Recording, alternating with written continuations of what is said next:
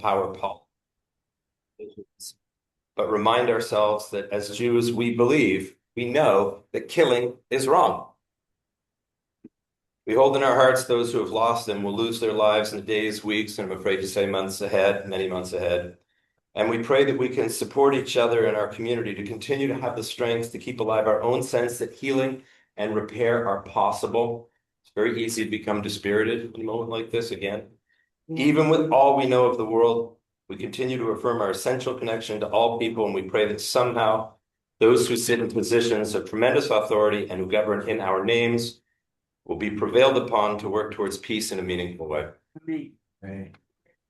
This is the sixth in a series of events, maybe the final of these events organized over the past year by the Purpose, Identity, and Affiliation Committee.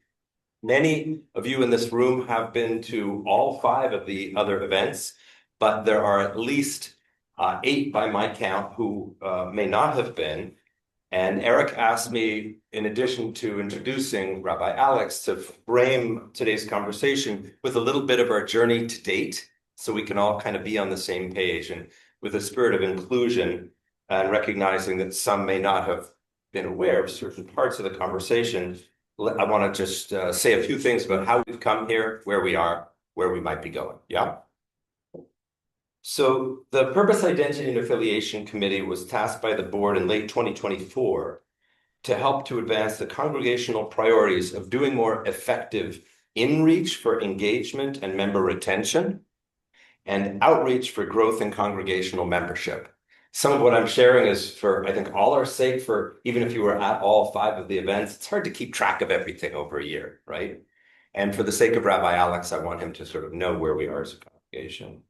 Our 2 goals were to facilitate constructive conversation about what matters most to us, to help us maintain and build a sense of cohesion in this divided and potentially fragmenting moment, which in part is a euphemism around some of the tensions around Israel and Palestine, Palestine, how we hold our congregation together. And we thought, let's focus on some of where we agree and what we are about, and let's have those conversations. Second is to build on that and have a conversation about our congregation's denominational affiliation in a way that would both be optimal for outreach to potential new members, while also creating the greatest possible sense of belonging for as many existing TBO members as possible. So this team is made up of Ann Browse, Laura Estroff, Mitch Grossman, Lauren Corfine, Eric Maroney, and me, and for a long time, Jonathan Plotkin, and we're thinking of him and wishing him good health, all of us. So our first event was a wonderful session led last March by Rabbi Micah Guerin-Weiss. Show of hands, how many people were here for that one? That's what I thought. And that was called Essential Questions and Key Strategies for Thriving as a Jewish Community Today. And it helped us with some of the key considerations in front of us, including the following 5 questions. What does a thriving and effective Jewish congregation look like, and what specifically might we do that would help us continue to thrive and become more effective? What might it help us to know about and consider as we work to get clear about what our vision of success is, of who we are, and what we want to be as a congregation? And specifically, what are some strategies we could learn from the experiences of other congregations, part of what we're excited to hear about from you, that might help us succeed as we're exploring these matters and preparing to do whatever we can do to make our commitment to our core values of spirit, justice, and community as real as possible? How can we be inclusive and welcoming to interfaith families, something I know is important in your own congregation, and other Jewish individuals and families who have been historically marginalized in our communities, while also being a meaningfully Jewish community, not a Unitarian congregation appropriating Jewish forms? How can we get connected with other Jewish congregations with similar values and concerns in our own state, around the country? What does it mean to have an affiliation with any larger movement? What are the benefits of being affiliated versus the downsides of choosing a movement? What messages might this send to folks looking to join a congregation? And we hope you'll speak to that.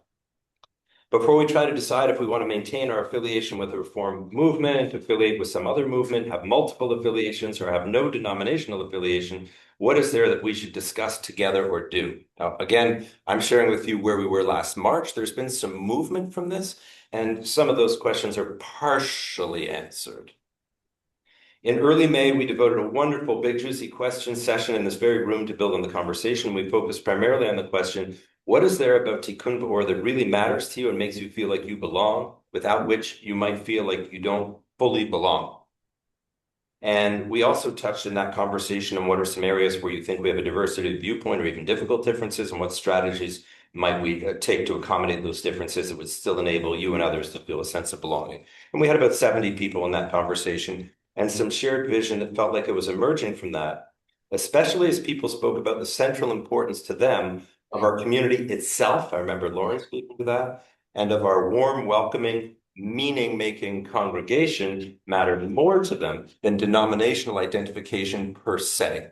Be interested to hear your thoughts on that as well for your own congregation. Then, in October, we carried out an affiliation survey, and we got a higher rate of response than we've had in almost any of the surveys we've done over many years. It took several efforts, like we wrote, we rewrote, rewrote. And eventually we got over 80 responses. We have 140 member units for sense of scale.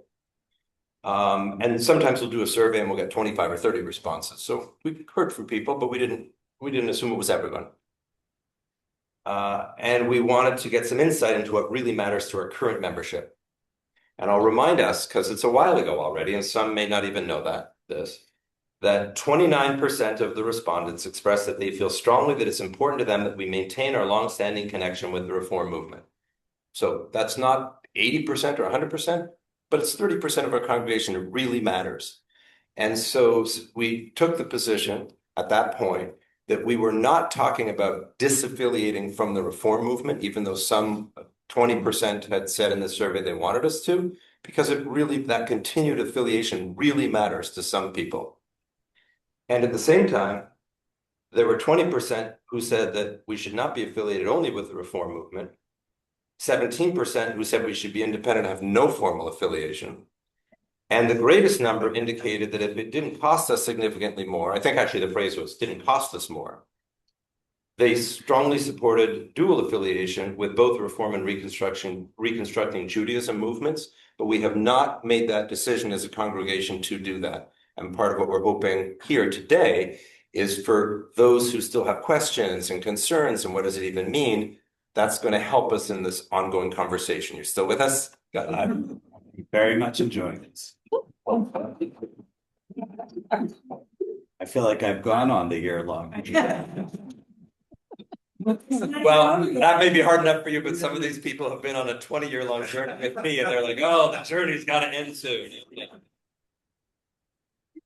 Of course, part of what we're considering, which has been really, I think, one of the most meaningful parts of our process, is that this question it goes beyond the question of current members to the question of, including about dual affiliation, to what is effective in outreach. That there's some people who come to town and they're like, I'm looking for the Reform temple. And other people who come to town and go, I want a shul, but I'm not Reform and I don't see myself like how. And Eric and I know that you've spoken to that question last summer, but no one else has heard about your comments on that. We recognize it was really important, moreover, to just bring people along together and learn more together. So I'll skip ahead.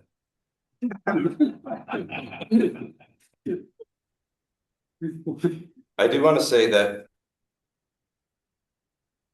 part of what we're thinking of is what can create a sense of inclusion for those who don't identify as Reform Jews. But another part is how can we reassure those who really care about the Reform Jewish identity that they're not going to lose something too much in the effort to really create a sense of inclusion and belonging for the rest of it.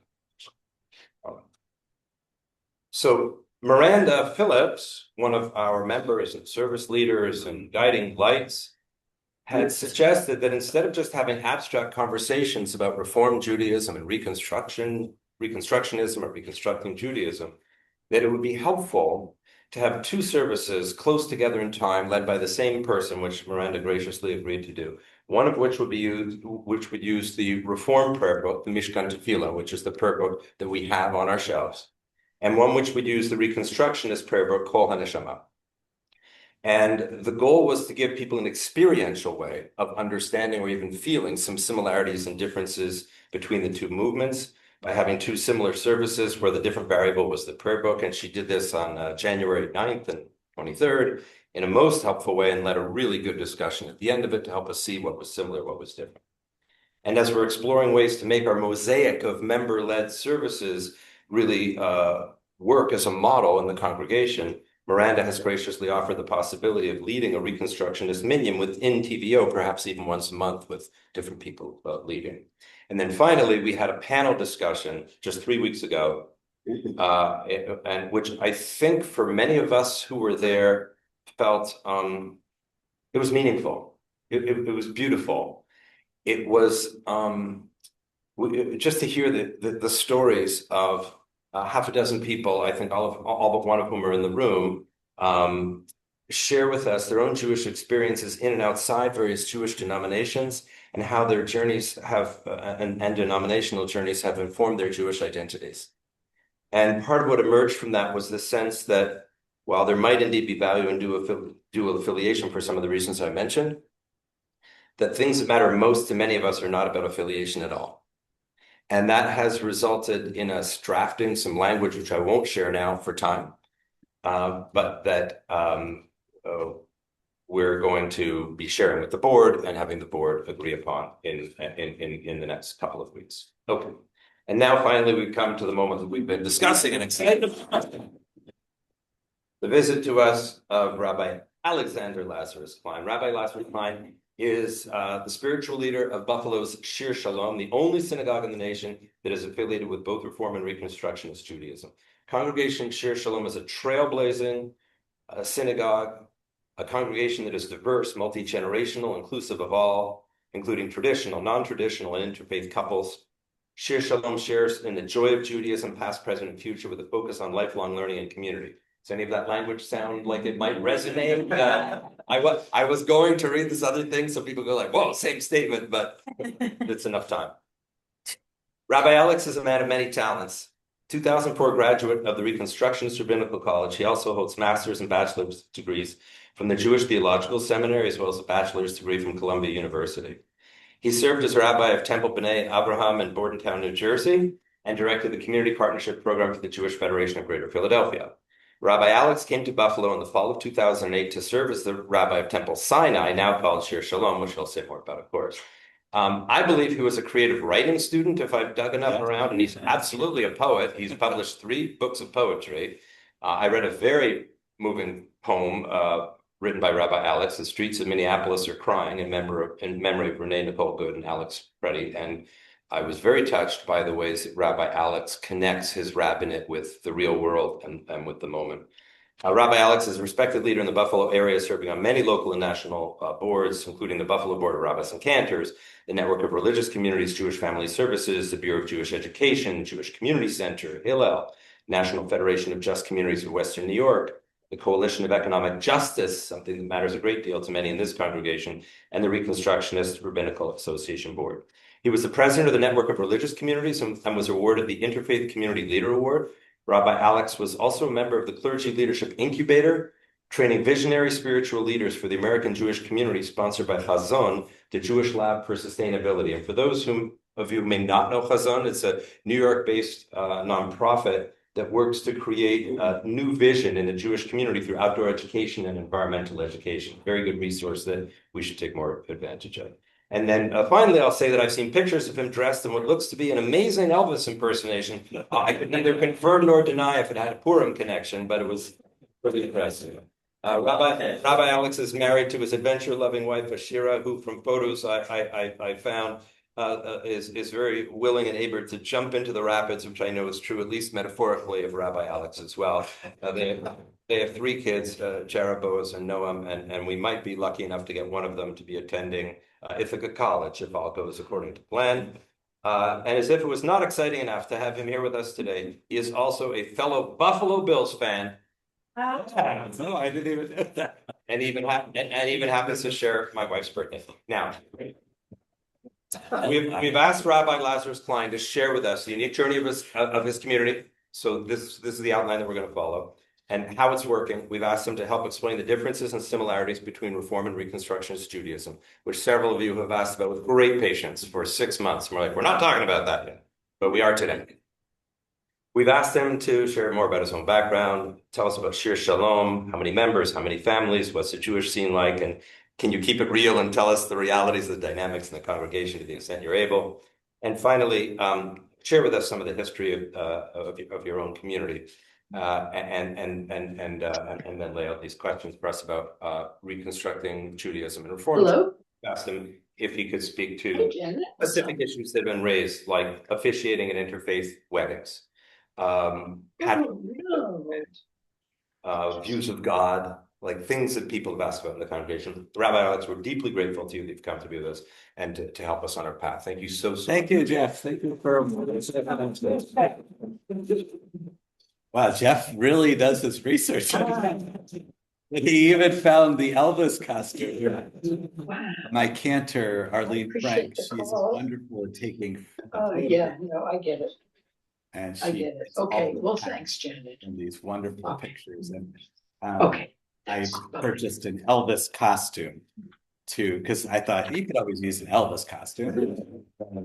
And I honestly did not recognize myself.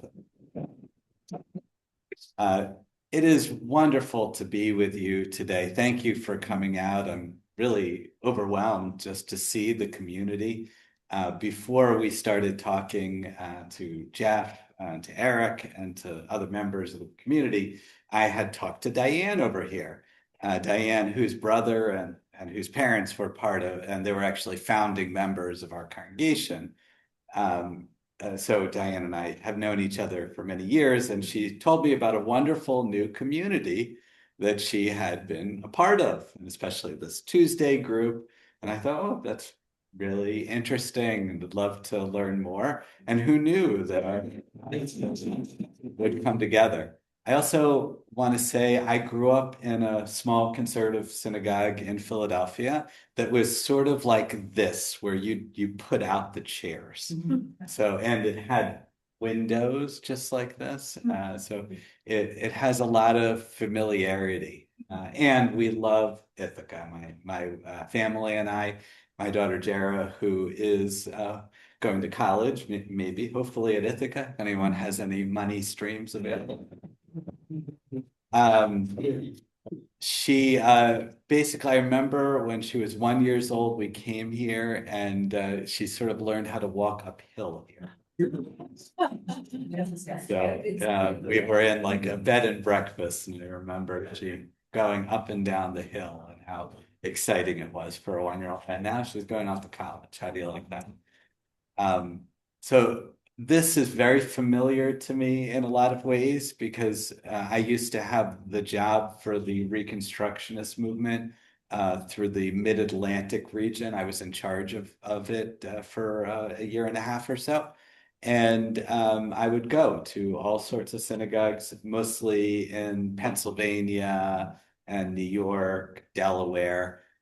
We had about 23 synagogues that I would visit, and it was one of my favorite things. We always say God's calling. Because I love meeting people, seeing everyone. Judaism is so wonderful. It happens in a way, like Jeff said when you read our website, there's so many similarities, but each community is so individual and unique. And what I already see here is the kind of ownership over your community and participation. And unfortunately, there's a lot of communities that aren't like that. And to see one that kind of works that way, that figures out how to move through challenges and would have a year-long process to make this type of very deep decision. I really value that. There's an anecdote about Mordecai Kaplan. I'll share a little bit about him, but he was the founder of the Reconstructionist movement. It is very confusing. They went to a gerund about 10, 15 years ago. Deborah Waxman, they wanted it to be active and moving. So Reconstructionist Judaism is correct, but the movement is called Reconstructing Judaism. So it's extremely confusing. But anyways, the anecdote goes, he used to teach at the Jewish Theological Seminary, where I went to undergraduate and a master's program. And he would teach the practical rabbinics course. He was very interested in creating an American Judaism. That's a theme you're going to hear when we think about denominations. But every year he would get in front of the conservative rabbinical students and he would write God purposely on the board. And for those of you familiar, that created a conflict in some of the students. It would make them very, very angry. They said, you cannot write, you're taking God's name in vain. You're writing God, not G-D. And he would simply, erase God's name and put PR dash or hyphen CESS, process. And I always love that because I think that more important than outcome is the process we go through. The outcome is interesting. We see it, we come to things, but the process that you go through is what will teach you. It also makes it so much easier to adjust and adapt later on. So the work you put in now will no doubt pay off later on. So I'm going to share about our synagogue's journey. I guess beforehand, I'll share a little bit about myself and my own denominational journey. I'm from Philadelphia, Pennsylvania. I grew up there most of my life. I went through Jewish day schools. We actually just had our 35th anniversary and had a reunion of all things. I have a very small class. My largest class was graduating, middle school, we had 85 kids. My high school was 44 kids. That was my next largest. 23 in elementary school, 20 in undergraduate at Jewish Theological Seminary, and 10 in rabbinical school. It was a very small journey and a very small class size, but within larger contexts, small programs, but in larger spaces as well. I think initially in terms of how I became a rabbi, as meeting with my high school classmates literally last weekend, in the yearbook, my friend Ami Eden said, he put it in my last will and testament, I would become a rabbi. I said, you are crazy. And he was dead on. I reminded of him that last Saturday. I didn't actually know. I had a wonderful synagogue growing up. As I said, it was kind of just like this, very, very Hamish, a small conservative synagogue. Most of the rabbis, it turns out, growing up were Reconstructionists because we were in Philadelphia where the college was. But it was very much, a liberal conservative congregation in the shadow of very immense synagogues. If you've ever heard of Har Zion, on the main line of Philadelphia, these are massive, massive. At that time, they might have had 2,000-3,000 members, and we were the tiny one. Of course, things are very different today. My sister-in-law now goes to my home synagogue growing up, and it's more in line with all the other synagogues out there today. So I went to undergraduate at the Jewish Theological Seminary. I loved the program with Columbia University, and it was very exciting. But I grew up in one of these kind of households where my parents didn't say, you need to do this or you need to do that. So I graduated. I thought, I have no idea what I want to do. And I got out like maybe a lot of young people. And I had gotten a master's in Jewish education because they said you just need 7 more classes and you'll get the master's. So I said, well, I'll go out and teach. And I went down to Orlando, Florida. It was the first time I ever lived in the suburbs.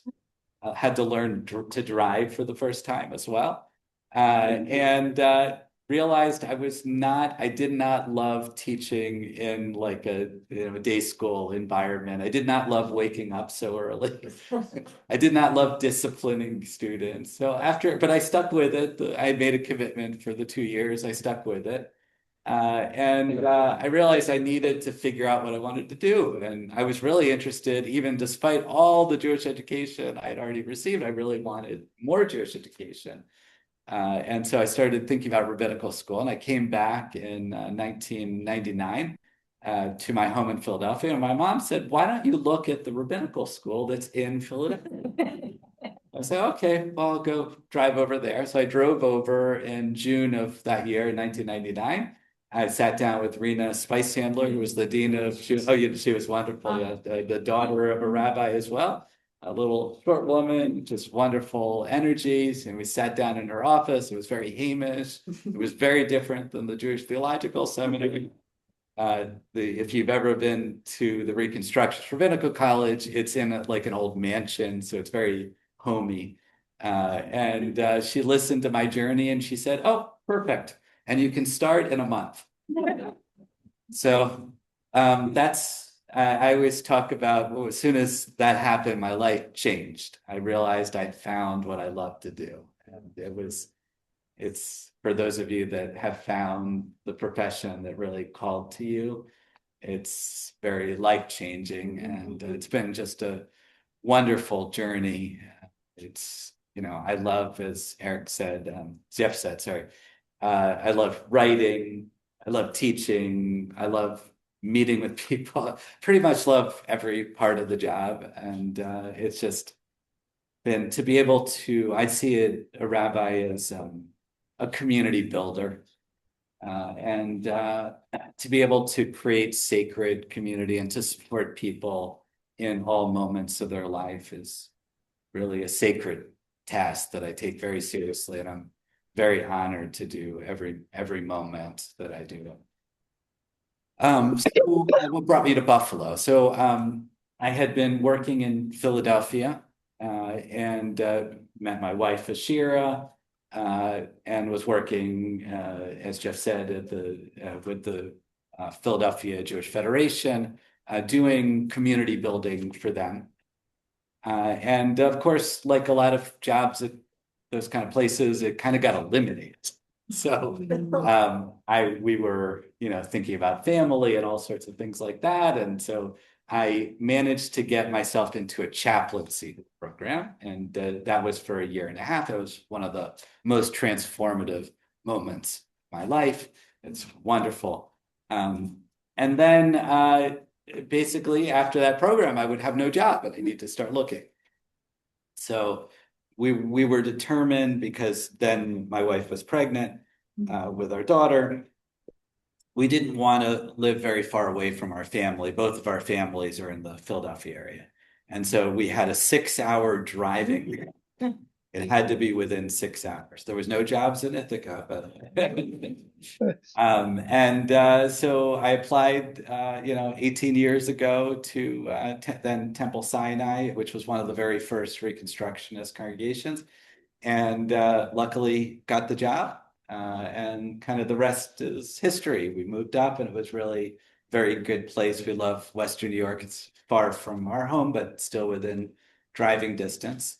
But I knew coming in, the congregation was about as big as you are here, but in a shrinking demographic. And it was getting smaller. There's a certain attrition that you're going to see in any community. Even if you're getting larger, you're going to lose 5 to 10% through deaths, moving, all those kind of things. And so as that attrition was happening, let's say I got there was 170 families, 160, 100. I could see the writing on the wall that within, the 2 contracts, they wouldn't be able to afford a full-time rabbi. We would be looking elsewhere. We had a wonderful experience, but we looked for a full-time position. Around that time, we were approached by Temple Beth Am, which is the Reform congregation right down the road. Everything is very close to one another. That's the congregation that Diane's parents helped start. And they also were kind of trying to figure out what to do in the future. Both congregations were okay where they are in the moment. They weren't going to die imminently, but they could both see, if you project out 5-10 years, there was going to be some real problems sustaining themselves. So they started conversations, and over the course of about a year and a half to 2 years, they formed a merger. It's a very, what you're doing here is different. You're looking to choose denominations, which is a wonderful thing. But it's different than a merger where you have to take two separate families, basically wed them to get together and to create a culture together. The most wonderful thing about what we did is that it was fully cooperative. That both congregations recognized the need. And there was often what you get in a merger is one congregation is dying and the other one is healthy, and then they merge in. And the one that's kind of merging in doesn't really have any say. And they always feel upset, and it's all, there's a lot of blood love. Ours wasn't like that. For Temple Sinai, the one I was from, we went through a process just like you're doing here. Jill Hamilton, who was my synagogue president at the time, she met with every single member of our congregation to hear them out and to express why we needed to do that. Every single member was talked to. And so by the time we got together and we actually signed, there was just a lot of trust between it. There was huge obstacles as merged congregations that we had to overcome. As much as there's similarities, both congregations were formed in the 1950s. They were both the first suburban congregations. Actually, Temple Beth Am was originally called the Suburban Jewish Congregation. So they were like the first run suburbs in Buffalo. So there was a lot that they had in common. We weren't huge congregations. Temple Beth Am, the Reformed congregation, was about double the size.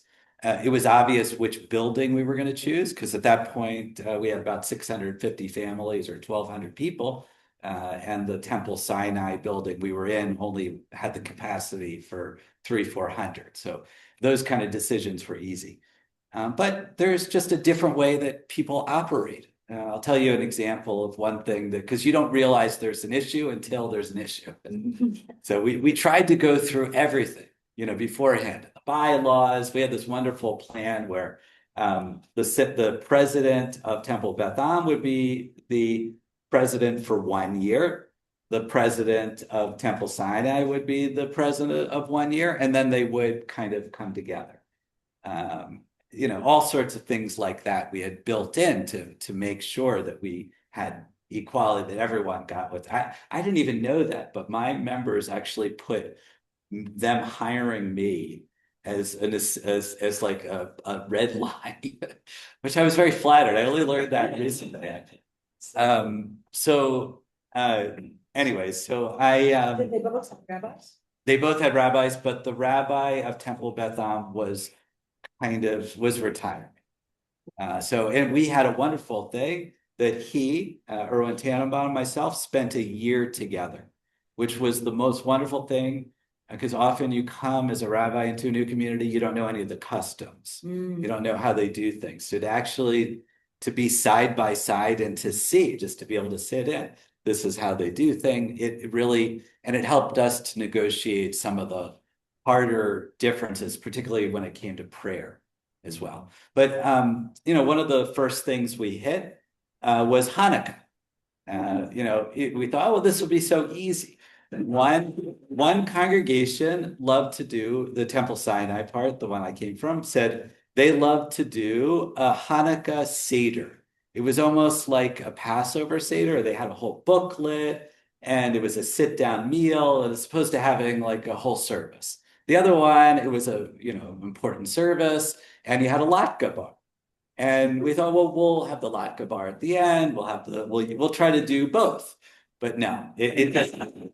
And the people that organized both, that cared about all these kind of things, you just don't realize. I remember we had to negotiate the kosher policy.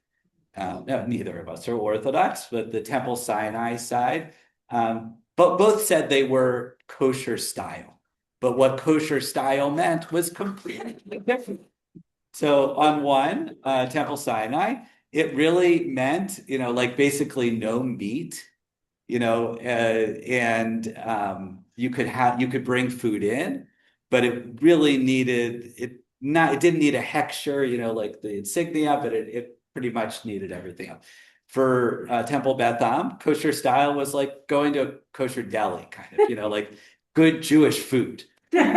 They had, I would say, limitations. I don't think they brought any pork or shellfish in.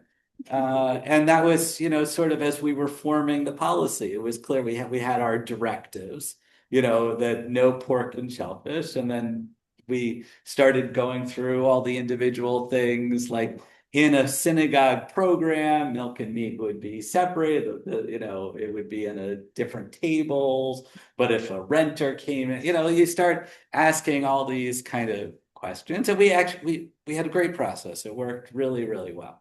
As a rabbi coming into this, it was hard. It was the very first time I'd ever been part of a congregation, really, that was bigger than, your size, basically. So I never even had seen like a 1,200 person, a 650 family congregation. I had no idea how to lead it. I remember going to the other rabbis in congregations similar size in our area and say, "What do you do?" And they said, "Well, don't worry, more people means more help." Which more or less was true. But, I had to earn the trust. I think that was the hardest thing for me, because the members rightfully of the Temple Beth Am, they hadn't hired me. I hadn't gone through any process. And, they were a little skeptical at first. So it just was sort of over time, we really built a lot of trust. I love the early years personally. It's wonderful to form something, to create something together. And it's just been so joyous. I never would have thought this is my 18th year, 14th year of our congregation, Shir Shalom. I am just so happy. It's been just a love affair in the congregation. Like the congregation is so happy to be together. Diane can vouch for it. There's that sense of trust and community that's been wonderful. And yes, it's been just a great experience. So in terms of the denominations, of course, that was one of the things when we were merging that we had to answer the question. How does Reform and Reconstructionist, how do they go together? As Erwin Tannenbaum, the other rabbi, we would present on it. I realized that in actuality, at that point, which was 2012, the differences between the denominations, especially when it comes to prayer or other things, it wasn't that much. It wasn't like if we had done this exercise 20 years before. Where I grew up in Philadelphia, conservative and Reform Judaism were so far apart, you might as well have been on different planets. Nowadays, that's more like the Orthodox and liberal, that's just the denominations have moved closer and closer together. And we were seeing that directly. I actually started rabbinical school in 1999, as I said. That was the moment where denominations really started to come together in this. So the Reform movement had really started to embrace tradition. The conservative movement became more liberal, and the Reconstructionist movement started getting kind of squeezed out of the space that they were in. But as we were looking at the major differences, we looked at our Friday night services. They both had Hebrew, Mishkan, Tefillah, and Kol and Shema are two prayer books that have conversations with one another. Kol and Shema came first. Mishkan Tefillah is sort of a response. You can even see how it's published. It uses a lot of the same techniques. There's a lot of the same things. It has a lot of Hebrew. It really wasn't that big a difference in a lot of what our services were like. But there were kind of subtle things. God, for example. Look at it's okay. If you look at the language that's used for God in the two congregations, in the two prayer books, you will see remarkable differences. The Reform movement tends to talk about God on high. God is king, or and the Reconstructionist movement talks, God is process, God, we use using a lot of adjectives. They have a very creative way of listing it, and it has a different kind of feel, but it's a subtle enough difference. So you'd have to really look at it. The most major difference was size. One denomination has less than 40,000. One denomination has over 1 million. It's a huge difference. One synagogue was bigger than the other. These kind of things matter. When you're a really large group, like 1 million people, you organize different, you talk different. And when I pick up the Kol Shema, the Reconstructionist prayer book, I know every single person that was a commentator there. It's a huge kind of difference between when you have big versus small. And so we kind of framed it, a lot of it that way. Erwin Tannenbaum talked about when he was ordained in 1973, right? And back then, I don't think any rabbi in the Reform movement wore a kippah. The rabbis that were graduating in more recent classes, they not only wore a kippah, they might have tzitzit, they might have gone to yeshiva. It's a very, very different thing. Temple Beth Zion, which is one of our neighboring Reform congregation, it's been very interesting because the rabbis that they've come in, more and more, they want to be more traditional than I am. What's going on here? Because things have kind of been mixed up. We needed and wanted to be, for the merger, it was very important that we were dual affiliated. That was a key part of the merger, so that each side would feel represented. Temple Sinai, in particular, was a founding member of the Reconstructionist community, one of the first 4 congregations. The rabbinical school was started because the members of Temple Sinai came to Mordecai Kaplan and surrounded him and said, we're ready for a rabbinical college. So those are the kind of things that happen. For Temple Beth Am, Reform Judaism was really important too. It was a very important part of who they were. And it was also important that I was dual affiliated. So as you go through this process, I needed, after the merger, they didn't say you need to do it by a certain time, but that I needed to eventually join the CCAR, the Reform Rabbinical Association. And at first I was a little, I had grown up, I grew up conservative. I had been Orthodox for a time, Reconstructionist, but I actually hadn't been Reform. And so I actually started the process with the CCR, and they were so wonderful. They actually assign you a mentor, and I had a wonderful mentor. I started looking at the history, and I realized that all of liberal denominations kind of started to answer the question, like, how do we have synagogue services that are more meaningful? That's honestly how it started. Israel Jacobson in 1806. He was a business person in Westphalia, part of Germany, that was controlled at that time by Napoleon's brother. And he appealed and he said, I want to be in control of the Jewish community, and I have ideas. I no longer want 4-hour services. I want to have the organ. I want to have a confirmation class. I want to have a choir. All of these kind of things that became essential kind of in the Reform movement. He started because he was just tired of being in really long services that kept getting longer.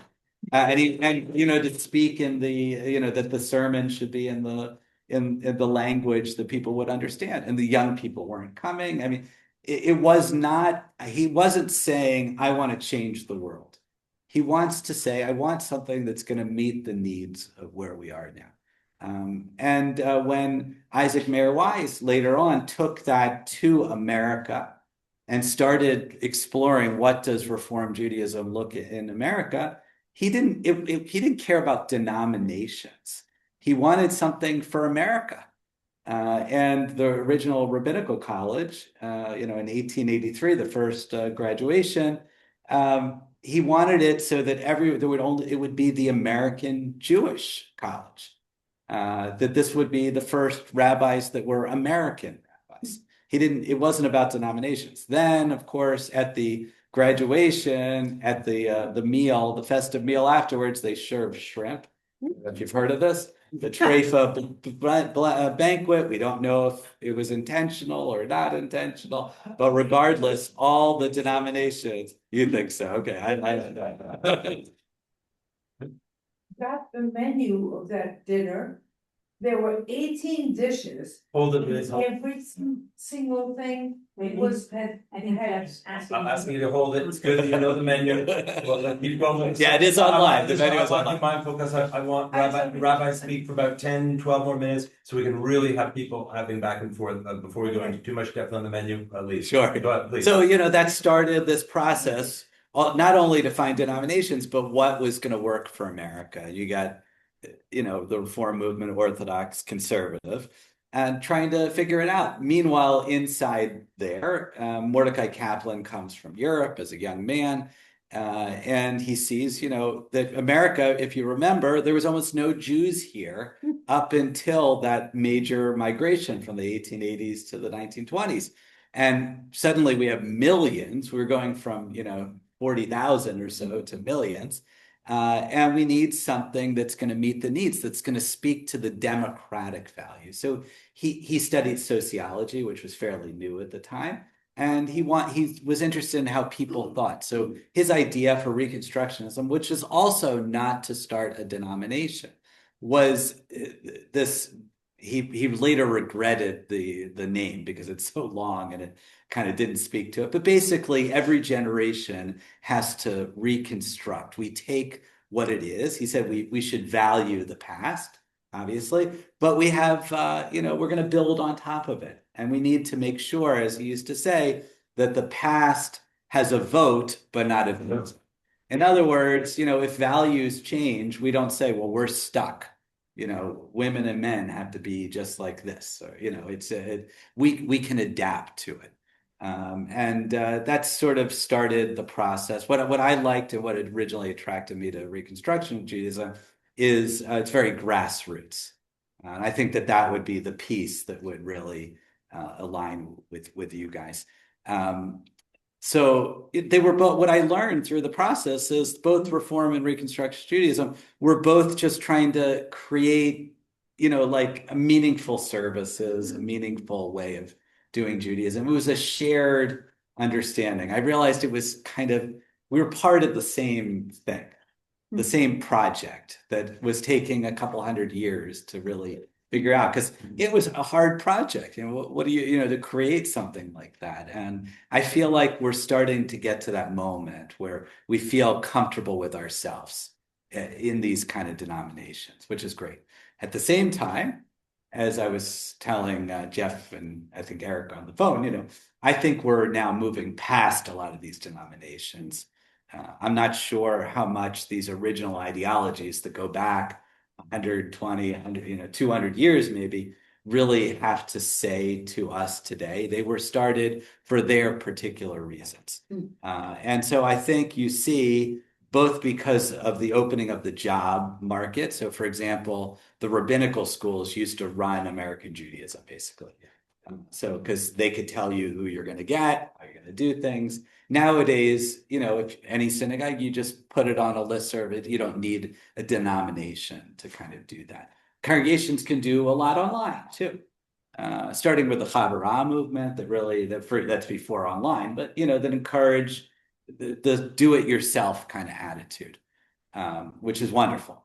And it's gotten to the point that right now, we're just at this moment of solving. So in terms of for yourself, denominations, what do they offer?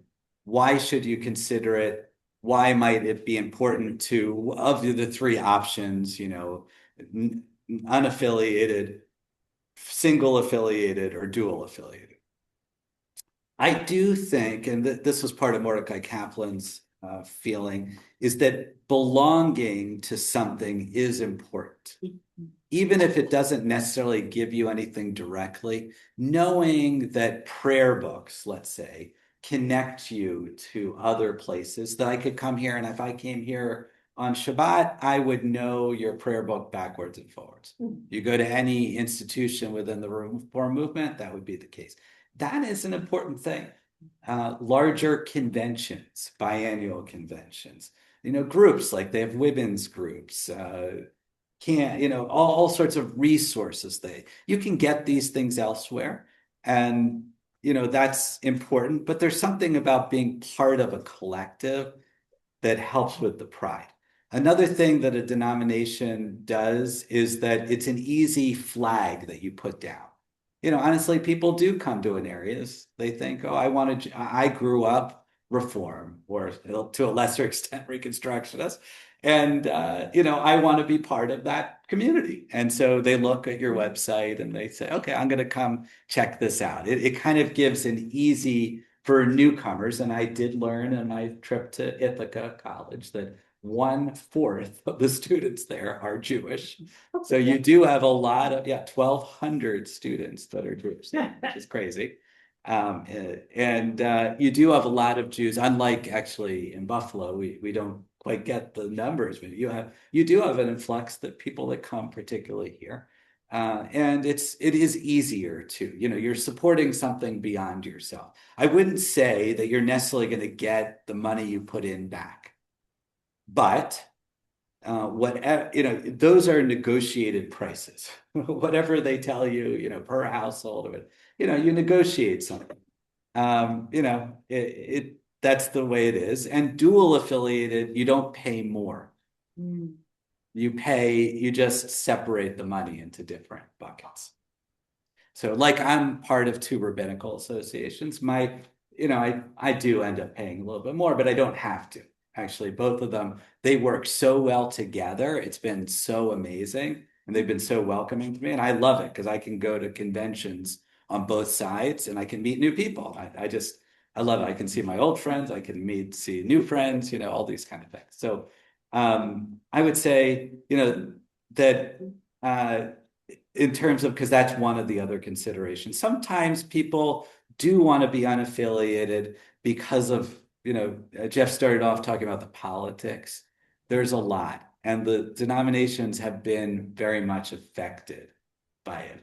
I know even like in my home, the Reconstructionist congregation, among my rabbinic colleagues, it is tearing us apart. Like, I wouldn't be surprised. It was almost a break this year, and I wouldn't be surprised if there ends up being 2 different rabbinic associations. If not, Like the challenges of Israel, Israel, Palestine, yeah. You mean within the Reconstructionist movement? Within the Reconstruction, we have the largest Jewish Voice for Peace and anti-Zionist coalition, and it's really created quite a lot of tension. A lot of it, if you look online, you can see there was a lot of articles written about it. That's one of the kind of things. Sometimes people don't want to be constrained. They want to have their own kind of identity. You have a very different, I don't mean it in a bad way. I mean, your congregation doesn't fit into a box. So maybe you don't want to fit into a box. These are the kind of things that, I would consider as you go through. There's no wrong answer. You can always, let's say you disaffiliated, you could always reaffiliate again. It's not, these kind of things can be more fluid. Getting, I know you don't currently have a rabbi here, right? But getting rabbis through denominations, that's one of the central things that they would offer is, a group to try to help you place someone here. It's not necessarily in this day and age, like my rabbinic association, the Reconstructionist one, they send us all the unaffiliateds too. So it's kind of, and there's a lot of rabbinical colleges that are actually more popular that are not in denominations at all. That's sort of, there's 10 or 11 campuses for rabbinical school, and only 4 or 5 of those are denominational based. So, it is kind of becoming more the norm. For us, it's really worked and it's been important.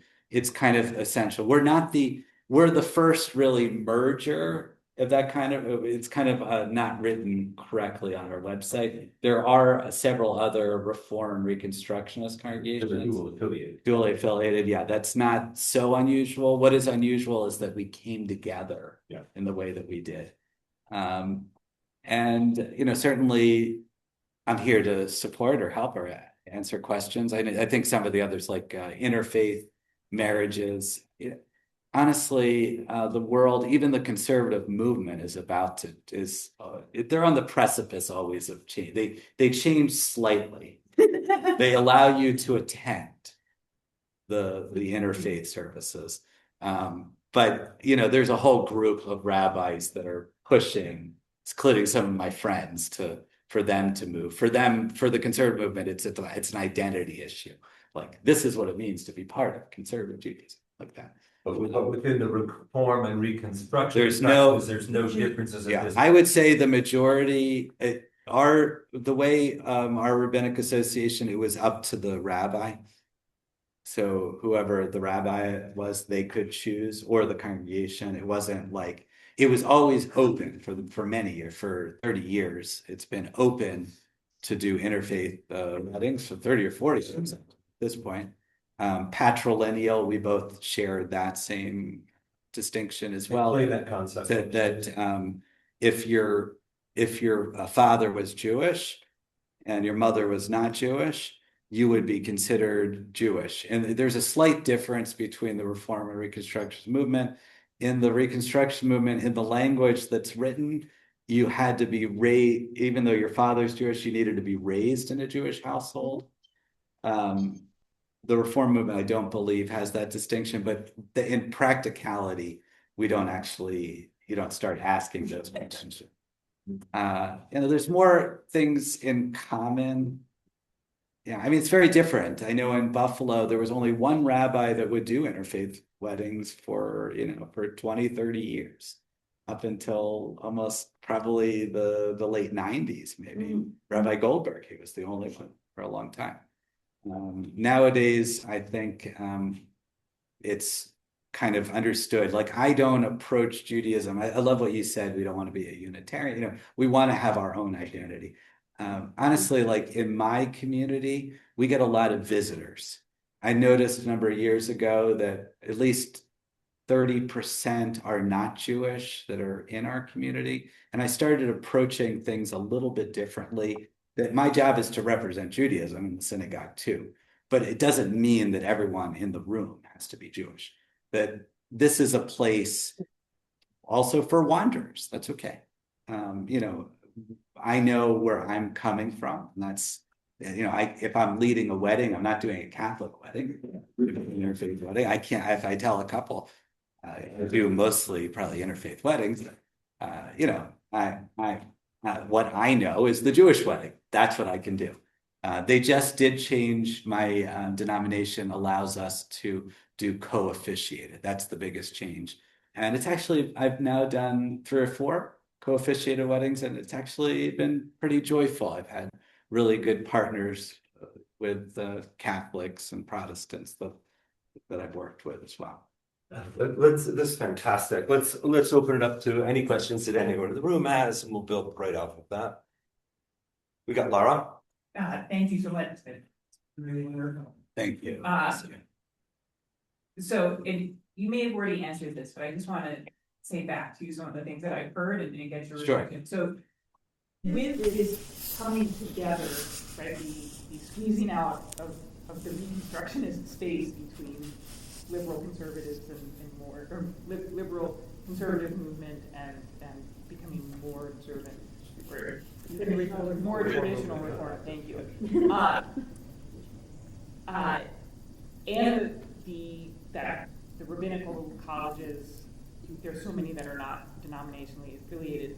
I mean, if you project forward in American Judaism, do you see a merging, a changing in the landscape? Because, I mean, when I hear you speak, and I always being independent is very attractive to me. Yeah, I totally get that. So can you speak more to kind of what you see in the? I would hope so. What happens, each of these institutions has the constituents. Let's say it's a rabbinical college, you have all the professors, all the people that work there and the heads of those movements, those which are mostly in the rabbinical schools, because those have more power. They don't want to disappoint the fellow professors. So I've been praying honestly for mergers because I think it would be better for everyone. But there's a lot of things. For example, Hebrew Union College and Jewish Theological Seminary are both in New York City. They should at least share a campus. This is a model we see, among Lutherans and others. It's an easy model. It would save so much money, expense. It would also bring the denial. I think there's that sense. It's just hard. It's hard, and I get it because we went through a merger. Mergers are hard, and I once, right when Deborah Waxman, who's the head of the Reconstruction movement, she was starting her first year, and we had a car ride together, and I was talking to her, and I was talking about the idea of merger, and she said, "Oh no, if we did that, we would be swallowed up." So, and she might be right, but I also think it's unrealistic to think that the denominations eventually financial crashes or other things, just like with the college system, it would make more sense to be a little bit more efficient. We At the have, very least. I see Margot, it's funny, Margot, I knew you were about to say something, I could feel that. We have 10 people online. Lauren, you're keeping track of anyone online has any questions, don't hold back just because you're online, get ready, raise a hand or press your hand and Lauren will find you. Margot, let's try to have nice short questions, and we'll keep the answers going so you can get 10 people or something. Go faster. Margot. Just so they can hear. Talk to the computer. Just so they can hear.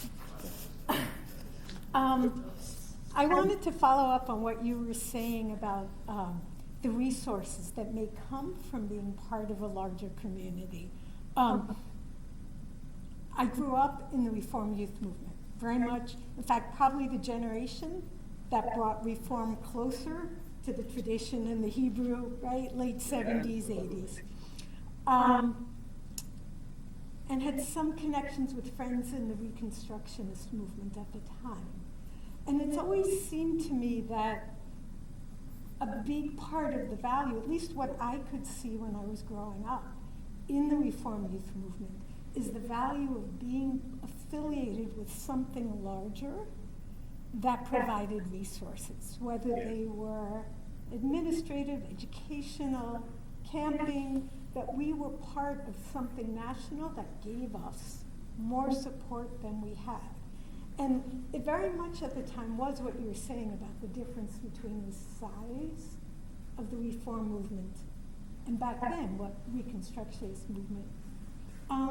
So there are the theological similarities, maybe some significant differences, but what do you see in terms of what the movements, Reform and Reconstructionists, are now offering people who are part, beyond just being part, knowing that you're part of something bigger? Because I think that's worth us considering. Yeah, and if you can, there's another question to ask before that can fit with this, which is even if a given congregation, let's say our congregation, may not even take full advantage of the resources, how much does that matter as well?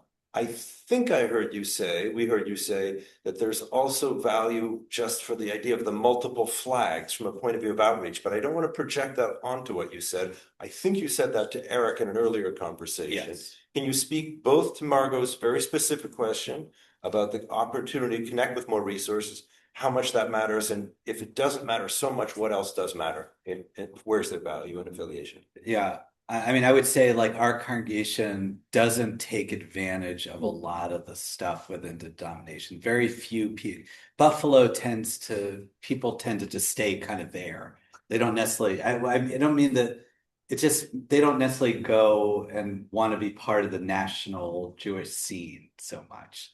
It doesn't mean that no one does, but it's just a very small percentage of the congregation does that. In terms of what the denominations will offer, obviously, you said youth group. That's right now, youth groups also in flux, like BBYO has been coming into a lot of different areas like Western New York, which is independent of the denominations. Camping, they both have camping programs. I mentioned conventions, which most of the congregation probably wouldn't go to a convention, but they are wonderful.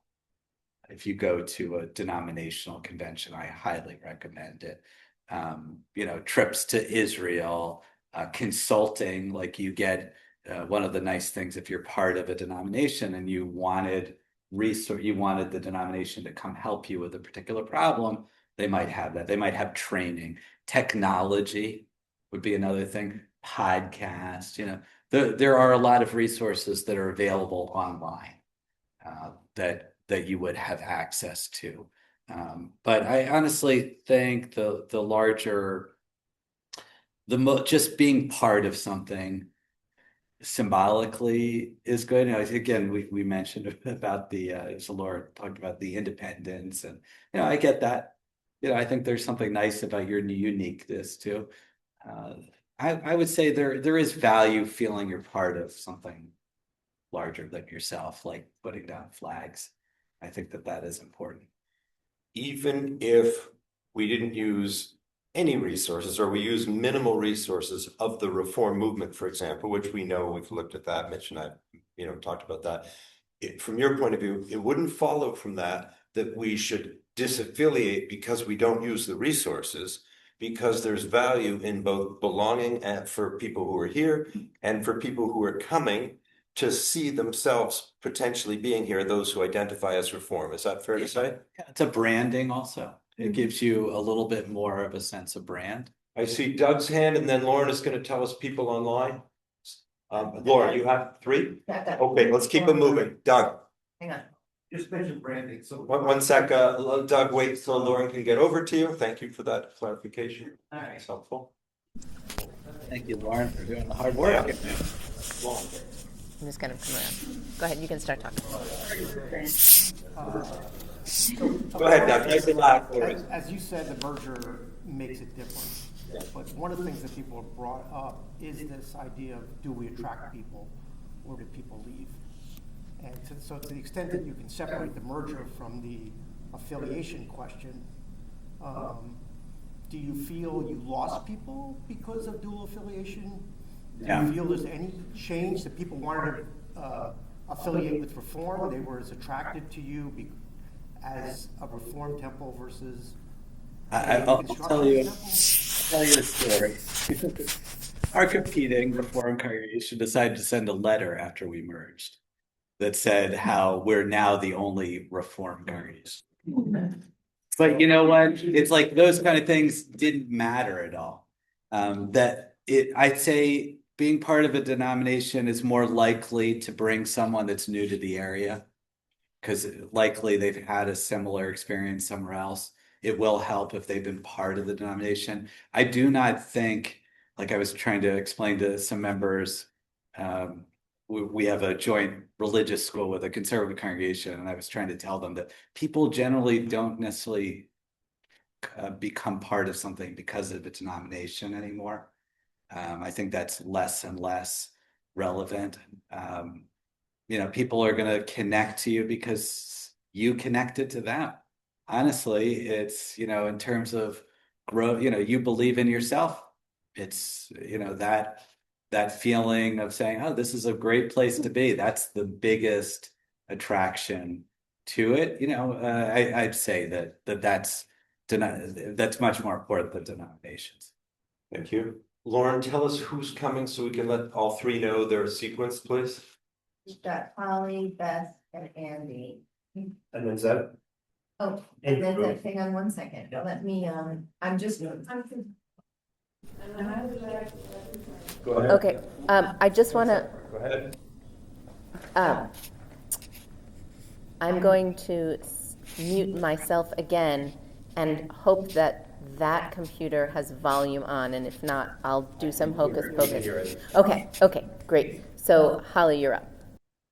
So can you hear me? Yes. We can. Awesome. Yeah. Great. Rabbi Alex, I've so appreciated everything you said. I've just been really glued to the screen here, and I'm a native of Buffalo, so I'm also feeling a lot of Buffalo pride right now. I've been in your shul a number of times for services when I've visited. Full. So it's so wonderful to hear what She didn't ask. She just said she'd been in my synagogue before. Can you hear still? You hear me? Yeah. Okay. So and also I appreciate kind of following you're talking about. I don't know if you called it kind of post-denominational view, but that makes sense to me. So my question might sound a little different, and it's not really significant, except I am curious. I have found one of the benefits of being affiliated for us with Reform is being able to be part of the Religious Action Center. Um, and I feel like that's one, when Margot was talking about resources and we were talking about the big and small, that's one of the resources that I became familiar with in this last couple of years, being with TVO, that gives us or me, as part of it, a way to do some work at the state level in particular, that I really value. And so one of my questions for you was, and I know you had also shared how that there's some divisions in this past few years within Reconstructionism, in terms of like the tensions around Israel Palestine in particular. So and that's, I don't even know if that's part of my question. I'm curious for you in terms of the social justice work that your congregation engages in, or that you do. How do you find, what's that experience when you have a dual affiliation, and is it significant in any way? Okay, so just for everyone to hear, she was asking, she's been very connected to the Religious Action Center and social justice, and she wants to know kind of like about that in our own congregation and, in terms of denominations. First, I'll answer the second part first, that in terms of our own congregation, most of what we do social action related is local. We don't participate in a lot beyond Western New York. So we haven't been as involved in the Religious Action Center. In terms of the Religious Action Center, I don't know if you have to be affiliated with the Reform movement to take part. They have a rep here in New York State. It seemed to me, it's an interesting question because we are affiliated. Maybe that's why we have been connected. But that their interest is a little bit broader than just, even though they're from the Reform movement, I think that you still could be connected. Sometimes denominations come up, like the World Zionist Congress. Sorry, were you familiar? We had the vote a couple months ago, and it was, it was a little bit of a tension in our congregation, because this year the Reform movement and the Reconstruction movement chose two different platforms. So these are the ways that being dual affiliate can be problematic. So for me as a rabbi, I had to navigate the fact that the Reform movement had infinitely more resources. They even contact, and they did a lot more work with us, but we had to offer both slates because of that. So there can be some tension with the dual affiliated too. Overall, I think in terms of social justice, I'm not sure if it would be, how limiting it would be to be part. I think you have access to a lot of the national stuff regardless. That's what I would guess. I'm going to go to Zach. Okay. Lauren is going back and forth. She's going in the room to Zeb, then she's going back to the people online. And Lisa, I've got you. Sorry. I just wanted to shout out some of the resources that we do already use at Tikkun V'Or from the Reform Congregation. The Reform Association.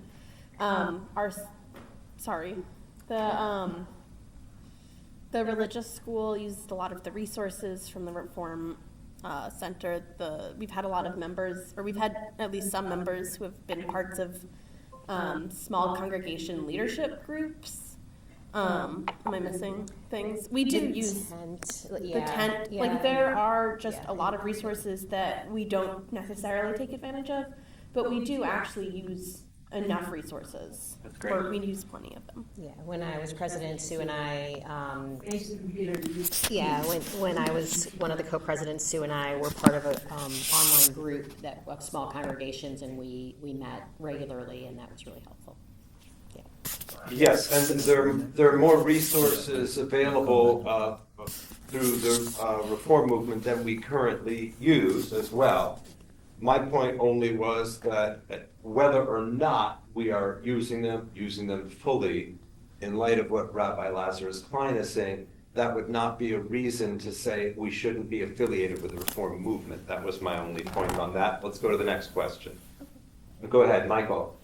I'm sorry, was there, Lauren, did you say you had someone online? There's people online. Go ahead. Can we do this so we're not going back and forth? Yes, yes, as long as Lauren says whatever we're doing, we live in a bifurcated world with all this.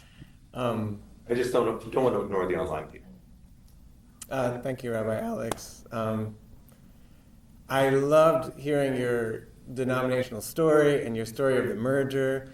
And I am certainly biased, but one of the most important things that stuck out to me is at the end of your question that Lara picked up on, and I know Lara and I are both in a similar camp, but about a question of where the denominations are going. And I kind of want to throw a curveball and a question to you, to think even bigger and broader in our moment in the U.S. and in the world and within Judaism, the incredible shift that we're going through in the world and in Judaism, connected to Israel-Palestine, connected to U.S. politics, connected to the direction of assimilation in this country, the tendency of people not going to. We have at Ithaca College, you said that we have a huge amount of students. They don't come here, whether we're Reform or Reconstructionists or whatever. My question is about your opinion about the direction of the denominations again, with the curveball of there are people building new institutions that meet the moment, that the sluggishness of the old institutions. It's a big question, right? It's an age-old question of whether bureaucracies and denominations can change, how quickly they can change, how they can rise, how they can transform. But in the meantime, I think that there are movements within Judaism in the world that are creating new institutions. And why, in your mind, why not on the way towards perhaps mergers of denominations, or us going to a post-denominational world and other institutions or other ways of imagining?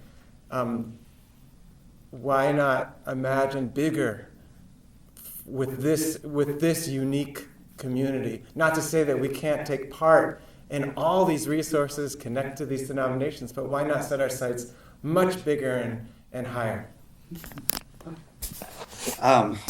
Well, that's for your congregation to decide, I guess. But I guess it's very hard to predict the future. I wish I had bought Apple stock, in the 1980s. There are a lot of really interesting things, and I love seeing them, and I'm really curious where we're going. It bothers me that there's so many rabbinical colleges, for example. I kind of feel like you need to still, it's good when you're changing. I use this metaphor of, a lot of times you got to change trains while it's moving. It's like, change cars on a train while it's moving.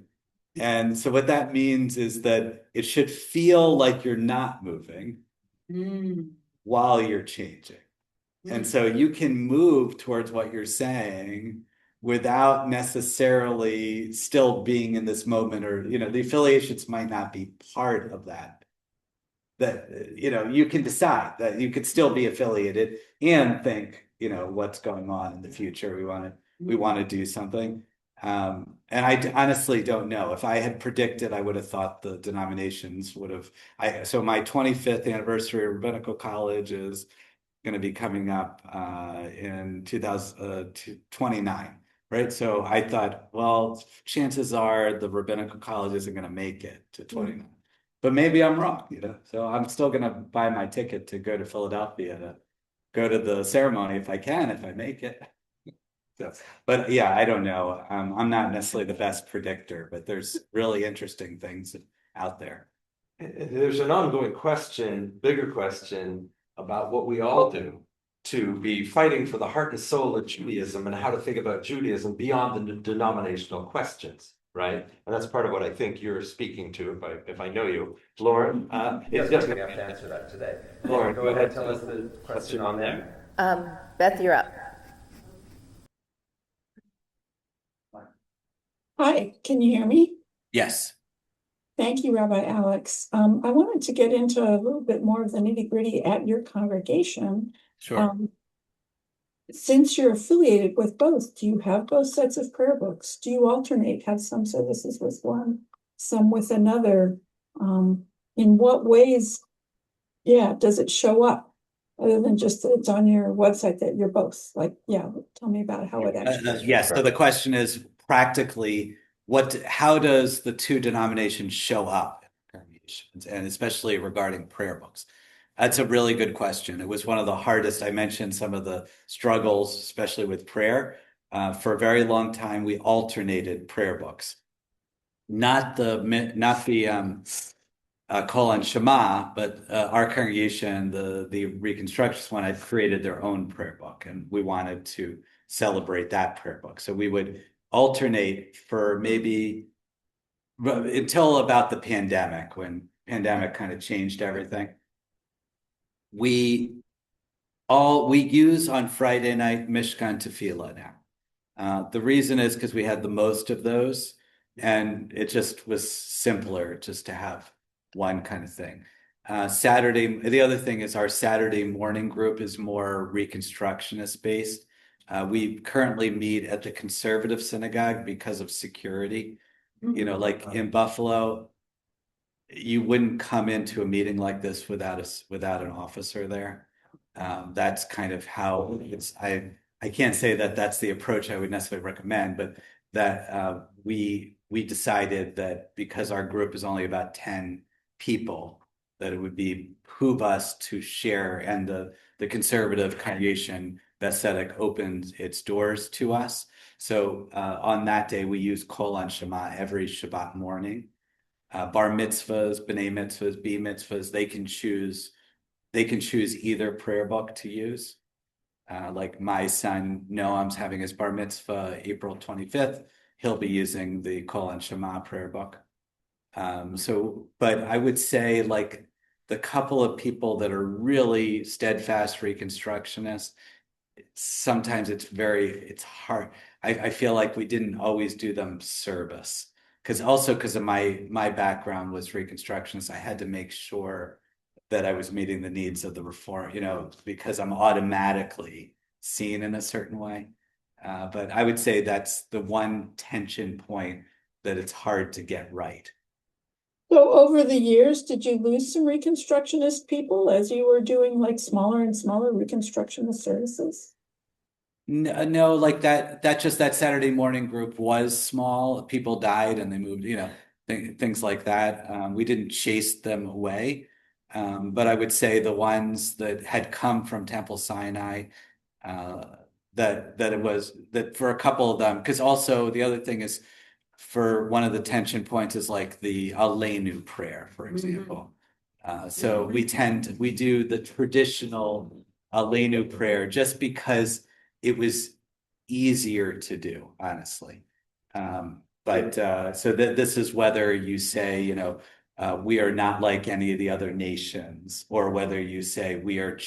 The Reconstructionist one said it was in a more positive way, basically. We've got one more question online. We've got a few more in the room, and I'm going to also make an executive decision on something, which I'll speak to in a moment. And Brass, can you hear me? I want to make sure that before we end, that any question that you have that you've been sitting with so patiently for 6 months that you ask, I wanted to make one point about the last comment that you made, Rabbi, which is in a situation where you have a rabbi and you have sort of set services, that presents certain opportunities and certain challenges that are different from what we have. Yeah. And the vision, we don't have a rabbi. And so part of what we are discussing, whether or not we affiliate, is that there'll be some services that Miranda might be leading, and people know when Miranda is leading a Reconstructionist service, and these are the prayers we're saying. And then people come, people don't come. Same with the others, right? And so there's a different issue here that we're looking for a menu of options rather than shifting that we're going to do it one way or one prayer book or the other way. Lauren, you have someone waiting online? Please, Andy. Thank you so much for the program and discussion and sharing. I'd like to dig in a little more on Palestine and Israel as someone who I'm part of TVO North based in Syracuse, and I'm affiliated with TVO because it's a place where my deep belief that Palestinian rights and freedom and safety should be ranked equally with Jewish peace and safety, etc. And so wondering if you see a significant difference between the two denominations on thinking about Palestine and Israel, and also if the multiple affiliation gives us an opportunity to have a voice in helping shape the broader thinking of those movements as well. So the question was about Israel-Palestine. Is there differences in the two denominations? And also, if we were part of it, or with both of them, maybe, would we have a voice to kind of change? I would say there is a difference. Going to the different rabbinical gatherings, I would definitely say the reform movement is big. The constituents, you become more conservative in a way because you're large, so you have to appease such a wide swath, people. The Reconstruction movement is small, and so it can be a little bit more political, I'd say, or take positions. It's not political. They take positions that are less mainstream. So what the position, Andy, that you expressed isn't necessarily. It is main. There's a lot of feeling, and we need to take care of Palestinians. Not that, but just like this tension of Zionism, anti-Zionism, those kind of things are. That dialogue happens more probably in the Reconstructionist movement, and we have more anti-Zionist congregations probably, or non-Zionist. So I would say that part's different in terms of getting your voice out. Yeah, I think being part of a coalition, it's important. If you belong to something, if you're a member of something, you have more of a say. You can see what's going on. You'll find people that are like-minded. You're going to find them in both places. But certainly the reform movement's going to be more mainstream American Judaism. What I was saying when I made a reference to an executive decision depends on Rabbi Lazarus-Klein, which is we originally planned to go to 3:30. We announced 3 o'clock to people. If you're willing to stay till 3:15, I don't want to rush people away, and the energy is still pretty good. I don't feel concerned about that. The group okay with me? I don't want to cut anyone's questions off. I can stay afterwards too. Okay, so we're going to keep going a little bit. We're not going to drag it on forever. I think that Lise was waiting very patiently, and I saw your hand next. And then I think I saw Richard finger going. We'll have each of those 3 and make sure you don't have any questions, okay?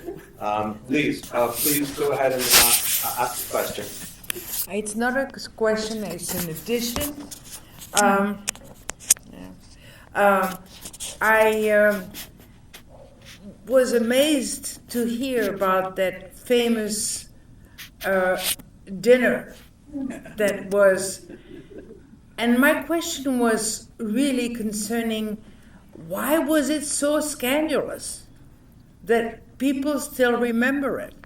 I'm gonna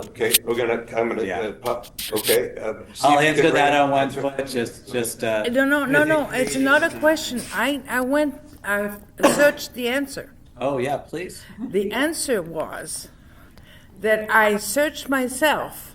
I got the menu, and the menu, if I remember correctly, had 18 different kind of dishes, and I think in total every member of the shellfish family was covered. So if you don't consider this intentional, I think you are wrong. Well, there are beliefs that these European Jews were just not familiar with shellfish. That's what the historians told me. I don't know. Yeah, they aren't sure. That's the debate. Whether they were just tired of trying to hold everything together. Let me just stay with that for a moment. You were speaking about the history in that context, right, of the evolution of the movements and then later the rise of Reconstructionism. And you imply, but I wanted to make sure it was understood, that there were some doctrinal differences. But what I've heard you say a couple of times is that on some of the questions we have raised, around the patrilineal descent, around intermarriage, that any differences that might have existed historically are essentially gone now in the reality of Reconstructionist and Reform Judaism. Is that part accurate? Yes. And around the God language, while there has been historically the Reform notion, God on high, God Adonai, in our Reform congregation, we've largely made the shift on God language. The God language we use is much more in a Reconstructionist practice for those who may not understand that yet. Please go ahead. Hi, I'm curious, like with the merge, with Reform and Reconstruction, like what is the vibe of like people's identity within your congregation? Like, is there? I can understand there'd be some tensions that come up, but is there a real division of like people might go to one service that's more Reform or another that's Reconstruction, or what has the merging been like with both sides? Yeah. Well, at this point, again, we're 14 years coming up. There really isn't tension. At the beginning, any merger, there's a lot of tension. Everyone said, oh, this is how Temple Beth Am did it. This is how Temple Sinai did it. There really isn't.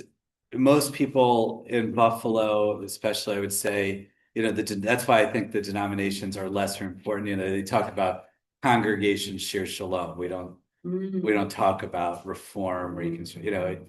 There's a lot of pride in the synagogue. In terms of denominations, I think it's kind of understood. We're part of both. There's pride that we're part of both. But honestly, I don't think, for the most part at this point, it makes practical, like I'm not going to go there because, there's certain times like I won't be there, let's say, and that person, well, I don't like that person's too renewally, or there's people have preferences of prayer leaders, let's say. So you get things like that. But they're not necessarily denominationally defined, right? Not really. We may have that here. Richard, thank you for your patience. Lauren, are there any others online with questions? Do you have any questions yourself? Richard, go ahead, please. You can just go ahead. So one of the, when we retired and moved here in 2010, we decided to join both Temple Bethel, which is conservative, and Tikkun, which is Reform. And the reason mainly was to support the Jewish community in both its aspects.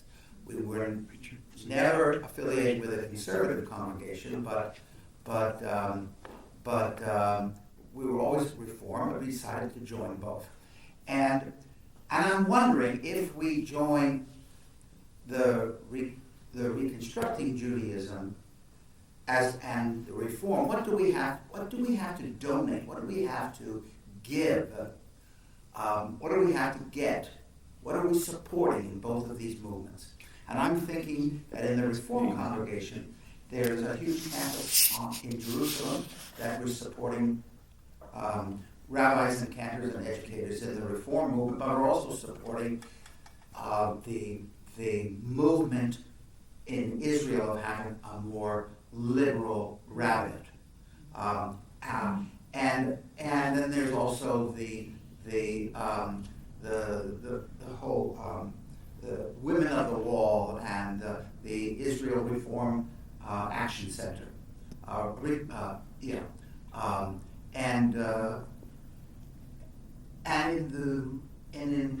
And one of the things we have to gain, I think, from the Reconstructing Judaism group is their Torah of money, which I think is lacking totally from the education that comes to to people in the reform movement.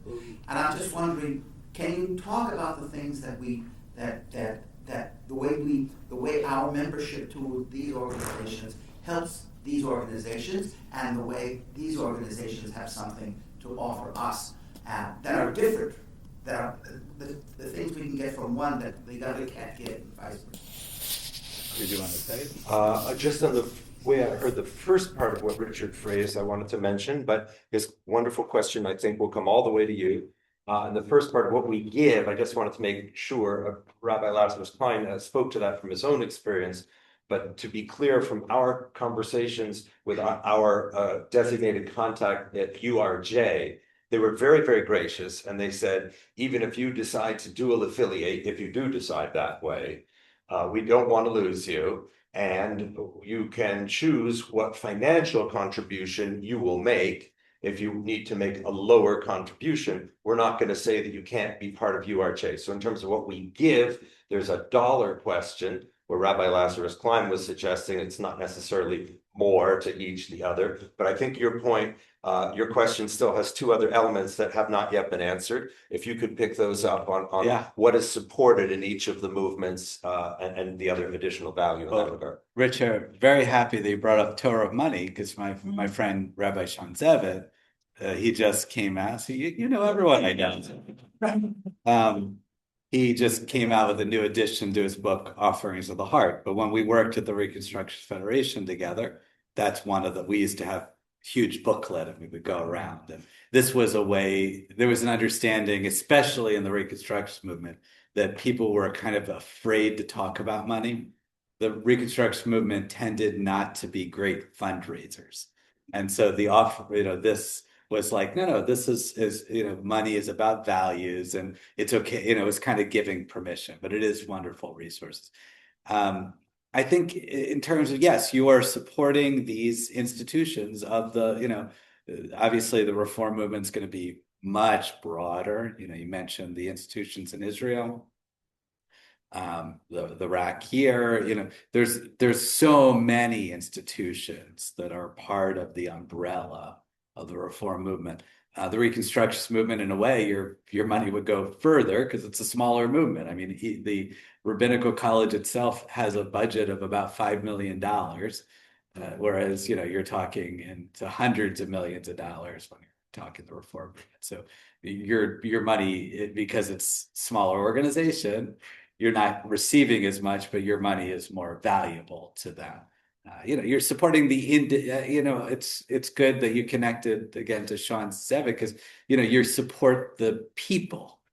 I think it's not necessarily the institutions, that it's these people that drive these wonderful programs that if you believe in them, so that help them have their positions and continue the work they do.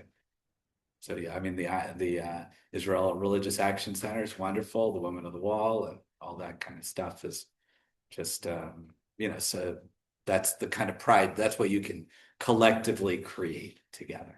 I want to just acknowledge that Miranda has done some wonderful teaching on the Torah of money here as a small spark a few years ago, right? And that part of we have some good resources in our own congregation to continue some of these works, regardless of affiliation. Ira, go ahead. I still have my binder, so if you want. Some ideas of how you handle diverse opinions and how you bring people together under the auspices of having two different congregations at the same time? What kind of guidelines? I mean, I would just say, kind of as a leader, my belief is, it's good to have different voices. I love voices of critiquing, like for me personally, I embrace that kind of, we want to hear as much. I want to know if, the stove's going to break. So, it's like what you don't want to do in your community is shut out the voices. You want that to percolate. That's why these kind of forums are so good. You can really express, because it's not easy. It's personal for us, our religious faith. So, yeah, I would just say as a leader, that's my personal opinion. It's always the best to really embrace kind of the diversity of opinions. And I think it's healing as well. Before I close this out, I want to make sure if there's, first of all, anyone else who hasn't asked a question, who has a question, and anyone who has asked a question, I see you have one more. Anne, were you going to ask one more? I'm going to take Anne's, Laura's briefly, and then I'll close this out. Go ahead, please, Anne. Nice and loud. We have a problem here of talking about diversity, but not hearing a lot about, let's call it minority diversity, opinions or feelings. How do you have that problem? How do you get those smaller numbers who might think, I don't fit with the rest of these people around this, especially Israel, Palestine, but around the nation? How do you get them to come out? Am I hearing you say, Anne, that even while we might talk about diversity and inclusion and talk a good game, that in reality here there's circumstances where when someone or a number of people might hold a minority opinion, it's hard to really feel safe and comfortable to speak up, and that maybe historically that used to be true for anti-Zionists in the congregation, and now increasingly it seems to feel true for people who have a stronger feeling about a certain vision of Israel. I don't want to say pro-Israel because of anti. And that, is that what you are saying? Yes. That you're asking the rabbi to speak to, please? I Is there a mean, difference between them? Not only on Israel Palestine. yeah, I mean, I would just say it's really hard. It's hard to, I think you need to keep your antennas up, everyone in the congregation. You need to give permission as much as possible that like today, it feels like everyone's being heard. There's always going to be emotional issues. I always talk about my hardest service I ever led was, right after my birthday in November of 2016. That's November 8th. Yes, in fact, that was the birthday. That was the election day for the first Donald Trump election, and to come to services and think, I have, we have kind of a purple congregation. Oh boy. We have people that are crying and people that are happy. Even though it's probably much more liberal than it is conservative, it's confusing. How do I speak to that? Yes. And so that's not the only moment. These kind of times where you feel, as a leader, you feel pulled apart. What I've learned through a group called Resetting the Table is you should name that. The more you can, which if I had gone back in time, I'd say, I would actually just say it directly. We aren't all feeling the same way in this room. Exactly. Laura? Hi. So I was fascinated that your team of students choose which prayer book to meet their service from. So I was wondering if you can speak briefly to the educational program that kind of empowers them to be able to make that choice when they get to that age. Thank you for the question. Go ahead. Ours is very confusing because our educational program is we're dual affiliated with a conservative congregation. So I would say it's just something we offer. It says it, we talk to them. If I know someone like, my son's friend goes to the Reconstructionist camp with him, I know that they'd like it. So we offer it together.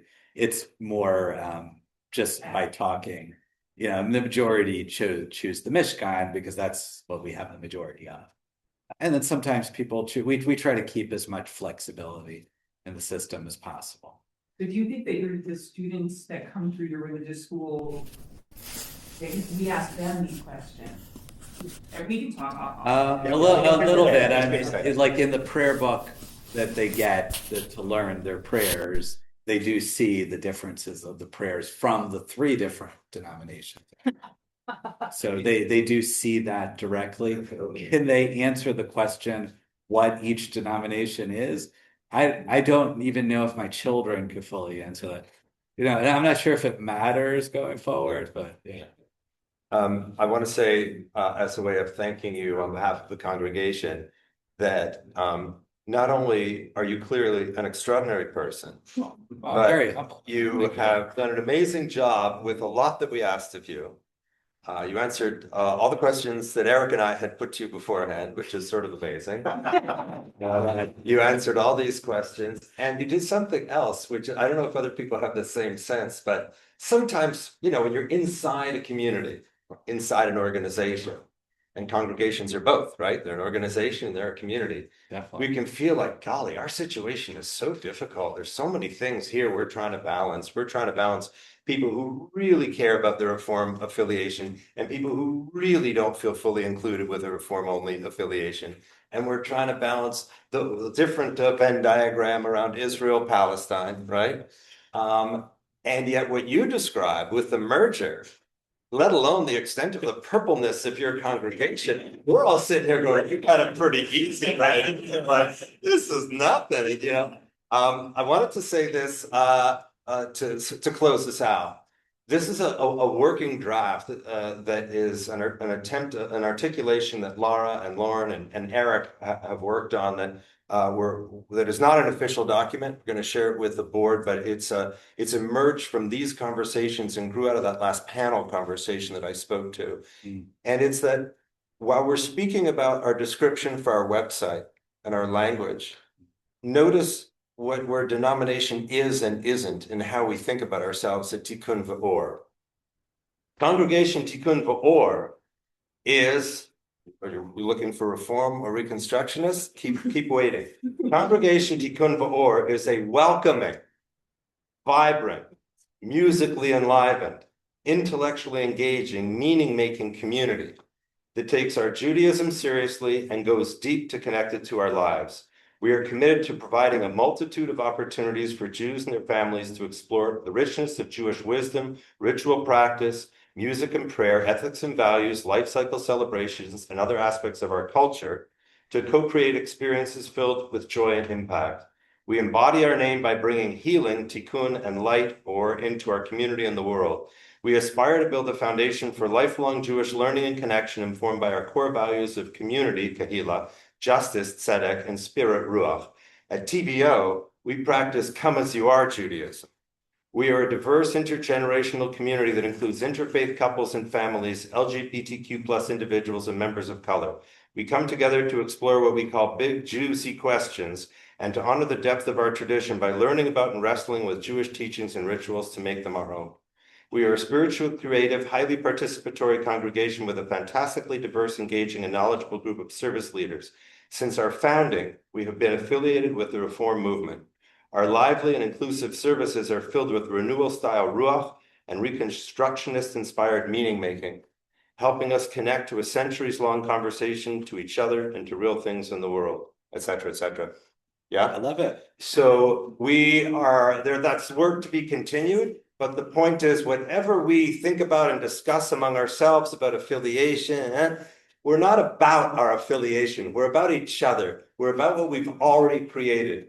We're about something very beautiful, which is the work of Tikkun V'Or. And I'm really excited, whatever we do on this, to connect more with your congregation, be sister congregations in New York, see what we can do together. And we're just so, so grateful to you that you came, you showed up, and you're amazing yourself.